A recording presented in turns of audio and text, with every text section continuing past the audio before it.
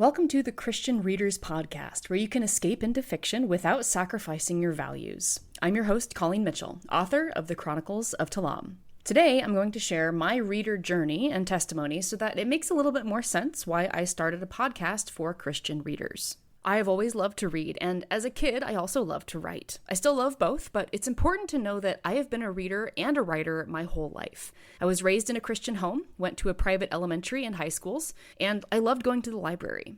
I don't remember my parents policing what I read or telling me that I couldn't read something. Many of the books that I picked up from the library were Agatha Christie, Meg Cabot, Goosebumps, and so on. When I was 6, my godmother started reading Harry Potter and the Sorcerer's Stone to me. I grew up with the HP series. I went to Barnes & Noble midnight releases for them, devoured the Inheritance cycle as it was published, and repeatedly read all 7 books in the Chronicles of Narnia. I loved Jules Verne, Nancy Drew, the Boxcar Children, and countless others.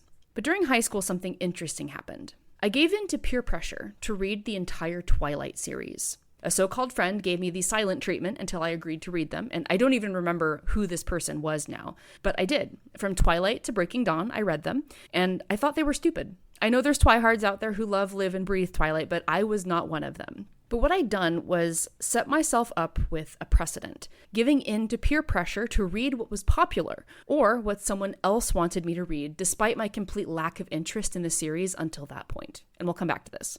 Starting around 2007, I started reading fanfiction. The thing about fanfiction is, once you start reading it, you're likely to end up writing it. And in June 2008, I started writing and posting my own stories, while also continuing to read. I mostly posted Stargate SG-1 and Stargate Atlantis stories, and the last one I wrote was a behemoth 230,000-word Harry Potter story that, though I posted the last chapter 10 years ago, still gets reviews, follows, favorites, and has over 1.5 million views. Fanfiction, if you've never heard of it, is when fans of a book, film, TV show, or other media with a following write their own stories involving those characters. Oftentimes, people write different relationships than what's established in canon, they fix plot holes, or do completely wild things like gender swap characters or insert themselves into the stories.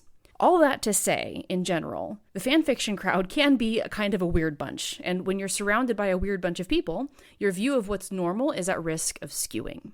Now, fanfiction has a rating system as follows. K, which is equivalent to a G rating. K+, which means no one under 9 should read it. T, which means no one under 13 should read it. And M, which means mature and no one under 16 should read.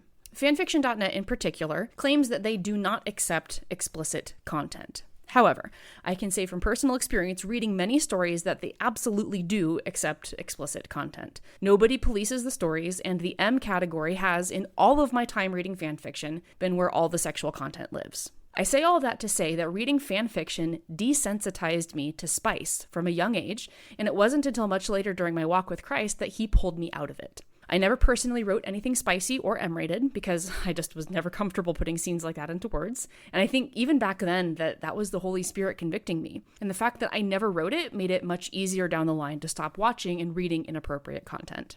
In my estimation, about 90% of fanfiction is poorly written by teens and preteens who don't understand what healthy, loving relationships are supposed to look like, or people in their 20s to 40s who use it to live vicariously through fictional characters because their personal lives don't meet the standard they've come to expect from having read fanfiction during their formative years. Now, a caveat here is that I'm not bashing all fanfiction writers or readers since I was one, and I'm still friends with many people who enjoy reading it. The Harry Potter category in particular has over 800,000 stories, and only 168,000 of those are rated M. That being said, a lot of fanfiction has sexual content, and I think it shaped the views of entire generations about what's normal. And that leads directly to something that I read in college, 50 Shades of Grey, which came out in June 2011. 50 Shades is well known to have started as fanfiction for the Twilight books. It glorified a sexually abusive relationship, misrepresented BDSM to readerships who didn't know what it is or even how to do it safely, and the sad joke nowadays is that the book only worked because the male main character was a billionaire. If he'd been poor and living in a trailer in the woods, it would have been an episode of Criminal Minds. But no one caught on at the time. 50 Shades of Grey made it mainstream for women to read erotica, and not just read it, but be proud of it. It made it acceptable in the publishing industry to produce more and more books that mostly consist of smut. Someone I recently met said that all girlies read smutty books, and I believe that attitude is a consequence of the church not speaking out against content like 50 Shades and other precursors. So, not knowing any better, I read 50 Shades.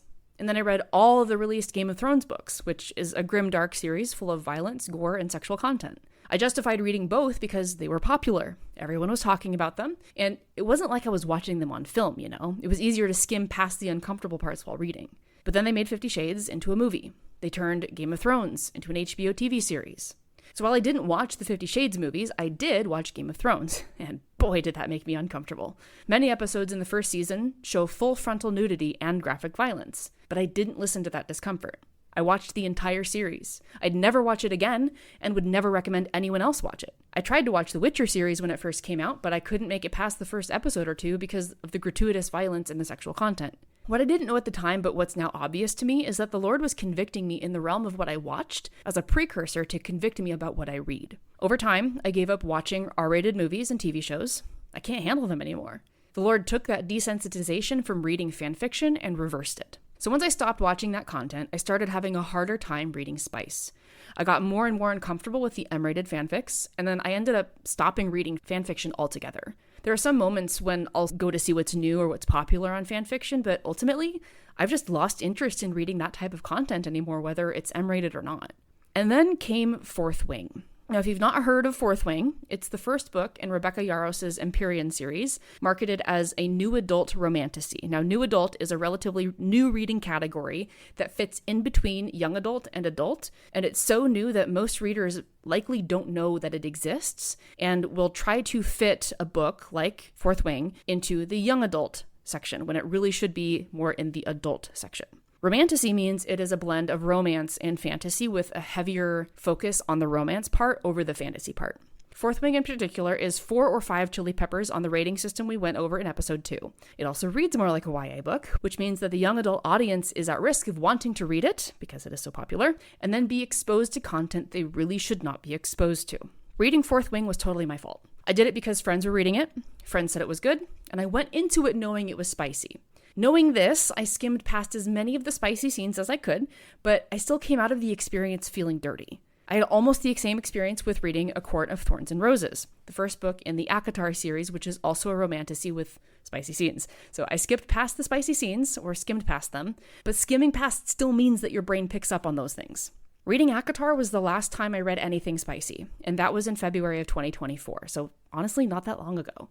Now, I don't care what my friends think of me. I don't care what Instagram or TikTok says about those who choose not to read spicy books, and I honestly don't care what's popular anymore. Shortly after reading ACOTAR, I started reading a lot of Christian fiction, clean fairy tale retellings, cozy fantasy, and clean rom-coms, and it was like cleansing my palate. And what was nice was that I didn't have to read with a sliver of my brain looking out for content I don't want to consume. The genres I gravitated toward by nature did not have inappropriate content. Now, all this was happening throughout the years in which I learned that true Christianity is having a personal relationship with the Lord Jesus Christ. That's not something I learned as a kid going to a Lutheran church.